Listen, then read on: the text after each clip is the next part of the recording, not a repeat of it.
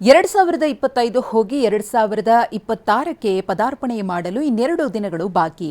ಆದರೆ ಈ ವರ್ಷ ಬೆಂಗಳೂರು ಸೇರಿದಂತೆ ರಾಜ್ಯಾದ್ಯಂತ ನಡೆದಿರುವ ಸಾಲು ಸಾಲು ದರೋಡೆ ಕೇಸ್ಗಳು ಇನ್ನು ಕಣ್ಮುಂದೆಯೇ ಇದೆ. ಡಕಾಯಿತರು ಕೋಟಿ ಕೋಟಿ ಚಿನ್ನಾಭರಣ, ಹಣ ದೋಚಿದ್ರು. ಜನವರಿಯಿಂದ ಇಲ್ಲಿಯವರೆಗೆ ನಡೆದಿರುವ ಭಯಾನಕ ಕೃತ್ಯಗಳ ಸಂಪೂರ್ಣ ಸಿನಿಮಾ ನಿಮ್ಮ ಮುಂದೆ.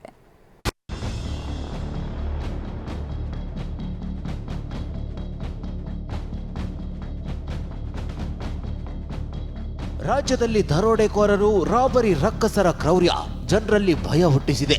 ಇನ್ನು ಎರಡು ದಿನ ಕಳೆದ್ರೆ 2025 ಹೋಗಿ 2026ಕ್ಕೆ ಹೆಜ್ಜೆ ಇಡಲಿದ್ದೇವೆ.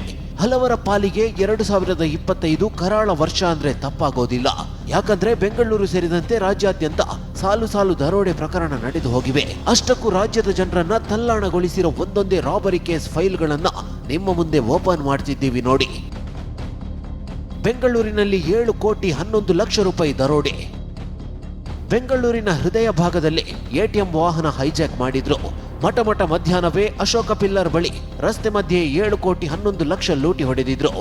ಇನೋವಾ ಕಾರಿಗೆ ಮನಿ ಶಿಫ್ಟ್ ಮಾಡಿಕೊಂಡು ಮಾಯವಾಗಿದ್ರು. ಅತಿ ದೊಡ್ಡ ರಾಬರಿ ಹಿಂದೆ ಪೊಲೀಸ್ ಕಾನ್ಸ್ಟೇಬಲ್ ಒಬ್ಬನ ಕೈವಾಡ ಇದ್ದಿದ್ದು ಬಯಲಾಗಿತ್ತು. ಬೆಂಗಳೂರಿನ ಚೋರರ ಬೆನ್ನು ಬಿದ್ದಿದ್ದ ಪೊಲೀಸರು ಕೇವಲ 60 ಗಂಟೆಯಲ್ಲಿ ಕ್ರಿಮಿಗಳನ್ನ ಬೇಟೆಯಾಡಿ ಎಳೆದು ತಂದಿದ್ರು. ತಿರುಪತಿಯಲ್ಲಿದ್ದ ಖದೀಮರನ್ನ ಬಂಧಿಸಿ ಕೋಟಿ ಕೋಟಿ ಹಣ ರಿಕವರಿ ಮಾಡಲಾಗಿದೆ. ಎಸ್ಬಿಐ ಬ್ಯಾಂಕ್ ಸಿಬ್ಬಂದಿ ಕೈಕಾಲು ಕಟ್ಟಿ ಕನ್ನ. ಸೆಪ್ಟೆಂಬರ್ 16ರಂದು ವಿಜಯಪುರ ಜಿಲ್ಲೆ ಚಡಚಣದ ಎಸ್ಬಿಐ ಬ್ಯಾಂಕ್ನಲ್ಲಿ ದರೋಡೆ ಗ್ಯಾಂಗ್ ಎಂಟ್ರಿ ಕೊಟ್ಟಿತ್ತು. ಪಿಸ್ತೂಲ್, ಮಾರಕಾಸ್ತ್ರಗಳೊಂದಿಗೆ ಬಂದಿದ್ದ 5ಕ್ಕೂ ಹೆಚ್ಚು ಚೋರರು ಸಿಬ್ಬಂದಿ ಕೈಕಾಲು ಕಟ್ಟಿ ಹಾಕಿ 20 ಕೋಟಿ ಮೌಲ್ಯದ ಚಿನ್ನಾಭರಣ, 1.5 ಕೋಟಿ ದೋಚಿದ್ರು. ಮಹಾರಾಷ್ಟ್ರದ ಸೊಲ್ಲಾಪುರ ಜಿಲ್ಲೆ ಮಂಗಳವೇಡ ಗ್ರಾಮದಲ್ಲಿ ದರೋಡೆ ಮಾಡಿದ್ದ ಹಣ ಮತ್ತು ಚಿನ್ನಾಭರಣ ತುಂಬಿದ್ದ ಬ್ಯಾಗ್ ಪತ್ತೆಯಾಗಿತ್ತು. ಈಕೋ ವಾಹನದಲ್ಲಿ ಎಸ್ಕೇಪ್ ಆಗ್ತಿದ್ದಾಗ ಸೋಲಾಪುರ ಬಳಿ ಹುಲಜಂತಿಯಲ್ಲಿ ಅಪಘಾತವಾಗಿತ್ತು. ದರೋಡೆಕೋರರು ಜನರಿಗೆ ಪಿಸ್ತೂಲ್ ತೋರಿಸಿ ಜೂಟಾಗಿದ್ರು. ಪಾಳು ಬಿದ್ದ ಮನೆ ಮೇಲೆ ಚಿನ್ನ, ನಗದು ಇದ್ದ ಬ್ಯಾಗ್ ಎಸೆದಿದ್ರು. ಬ್ಯಾಗ್ನಲ್ಲಿ 6 ಕೆಜಿ 55 ಗ್ರಾಂ ಚಿನ್ನಾಭರಣ ಮತ್ತು 41.4 ಲಕ್ಷ ನಗದು ಸಿಕ್ಕಿದ್ದು ಆರೋಪಿಗಳನ್ನು ಬೇಟೆಯಾಡಲಾಗಿದೆ.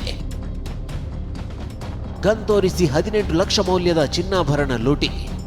ಇಲ್ನೋಡಿ, ಕೈಯಲ್ಲಿ ಗನ್, ಮುಖಕ್ಕೆ ಮಾಸ್ಕ್. ಮಾಗಡಿ ರಸ್ತೆ ಮಾಚೋಹಳ್ಳಿ ಗೇಟ್ ಬಳಿಯ ರಾಮ್ ಜ್ಯುವೆಲರಿ ಶಾಪ್ಗೆ ಚೋರರು ನುಗ್ಗಿದ್ರು. ರಾತ್ರಿ 8:30 ವೇಳೆ ಮಾಲೀಕ ಮೊಬೈಲ್ನಲ್ಲಿ ಬ್ಯುಸಿಯಾಗಿದ್ದ. ಕೆಲಸಗಾರ ಒಡವೆಗಳನ್ನ ಶೋಕೇಸ್ನಿಂದ ತೆಗೆದು ಜೋಡಿಸುತ್ತಿದ್ದ. ಅಷ್ಟರಲ್ಲಿ ಗನ್ ಹಿಡಿದು ಒಡವೆ ಅಂಗಡಿಗೆ ನುಗ್ಗಿದ್ರು. ಜಸ್ಟ್ 20 ಸೆಕೆಂಡ್ನಲ್ಲಿ 7 ಟ್ರೇನಲ್ಲಿ ಉಂಗುರ, ಕಿವಿಯೋಲೆ ಸೆಟ್ ಸೇರಿ 18 ಲಕ್ಷ ರೂಪಾಯಿ ಮೌಲ್ಯದ 180 ಗ್ರಾಂ ಚಿನ್ನ ಸೇರಿ ಕೈಗೆ ಸಿಕ್ಕಿದ್ದನ್ನೆಲ್ಲ ದೋಚಿ ಕಣ್ಮರೆಯಾಗಿದ್ರು. ಜ್ಯುವೆಲರಿ ಶಾಪ್ನಲ್ಲಿ 2 ಕೆಜಿ ಚಿನ್ನಾಭರಣ ಎಗರಿಸಿದ್ದ ಕ್ರಿಮಿಗಳು. ಮಠ ಮಧ್ಯಾಹ್ನ ಕಲಬುರಗಿ ನಗರದ ಸರಾಫ್ ಬಜಾರ್ನ ಇದೇ ಮಲಿಕ್ ಜ್ಯುವೆಲರಿ ಮೇಕಿಂಗ್ ಶಾಪ್ಗೆ 4 ಮುಸುಕುಧಾರಿಗಳು ನುಗ್ಗಿದ್ರು. ಮಾಲೀಕನ ಹಣೆಗೆ ಗನ್ನಿಟ್ಟು ಹಗ್ಗದಿಂದ ಕೈಕಾಲು ಕಟ್ಟಿ 3 ಕೆಜಿ ಚಿನ್ನ ದೋಚಿದ್ರು. ಬೆಚ್ಚಿ ಬೀಳಿಸಿದ್ದ ಪ್ರಕರಣದ ಕಿರಾತಕರನ್ನ ಬ್ರಹ್ಮಾಪುರ ಠಾಣೆ ಪೊಲೀಸರು ಭೇಟಿಯಾಡಿದ್ರು. ಪಶ್ಚಿಮ ಬಂಗಾಳದ ಹೂಗ್ಲಿಯ ದರೋಡೆಕೋರರಾದ ಅಯೋಧ್ಯ ಚೌಹಾನ್, ಫಾರೂಕ್ ಹಾಗೂ ಸೊಹೇಲ್ನನ್ನ ಬಂಧಿಸಿ 2.86 ಕೆಜಿ ಚಿನ್ನ ಮತ್ತು 4,80,000 ನಗದು ಹಣ ಜಪ್ತಿ ಮಾಡಿದ್ರು. ಮಲ್ಲಿಕ್ ಜ್ಯುವೆಲರಿ ಶಾಪ್ನ ಮಾಲೀಕ ಸಬ್ಕತುಲ್ಲಾನ ಗೆಳೆಯನಾಗಿದ್ದ ಮಲ್ಲಿಕ್ ಈ ದರೋಡೆಯ ಮಾಸ್ಟರ್ ಮೈಂಡ್ ಅನ್ನೋದು ಬಯಲಾಗಿತ್ತು. ಎಟಿಎಂ ಮಷಿನ್ ಕತ್ತರಿಸಿ 18 ಲಕ್ಷ ಕಳ್ಳತನ. ಇಷ್ಟೇ ಅಲ್ಲ, ಕಲಬುರಗಿ ಜಿಲ್ಲೆಯಲ್ಲೂ ಐನಾತಿಗಳು ಎಟಿಎಂ ಮಷಿನ್ಗೆ ಕನ್ನ ಹಾಕಿದ್ರು.